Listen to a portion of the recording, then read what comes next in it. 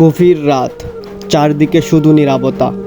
ছোট্ট সুমন তার মায়ের পাশেই ঘুমিয়ে আছে। ঘরের কোনায় রাখা হারিকেনের আলোটা ক্ষীণ হয়ে আসছে, কিন্তু সুমনের মনের মধ্যে শান্তির আলো ছড়িয়ে আছে। তার ছোট্ট মনটায় এখনও কোনো দুঃখের ছায়া পড়েনি। সেই রাতে সুমন আর তার ছোট ভাই মুন্নি স্বপ্ন দেখছিল যে তারা নদীর ধারে খেলছে। পাখির গান আর নদীর নরম জল তাদের খেলা আর হাসির সঙ্গ দিচ্ছে। কিন্তু হঠাৎ করেই সেই স্বপ্ন ভেঙে যায়। বাইরে থেকে কেমন একটা অদ্ভুত গর্জন শোনা যাচ্ছে। মা উঠে বসেছে, তার চোখে একরাশ আশঙ্কা। সুমন চোখ মেলে দেখে ঘরের মেঝেতে পানি ঢুকে পড়েছে। মুন্নি তখনও ঘুমের ঘরে, সে কিছুই টের পাচ্ছে না।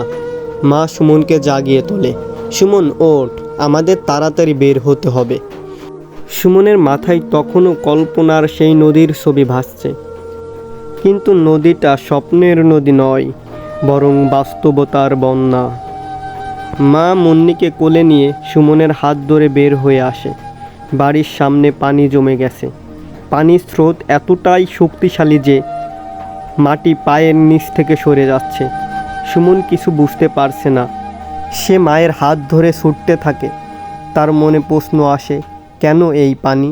আমাদের বাড়ি তো নদীর কাছে নয়। মা কিছু বলেন না। তিনি শুধু জানেন যে তাকে তার সন্তানদের নিরাপদ রাখতে হবে।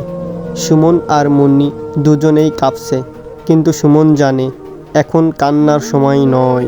তাকে তার মায়ের হাত শক্ত করে ধরে রাখতে হবে।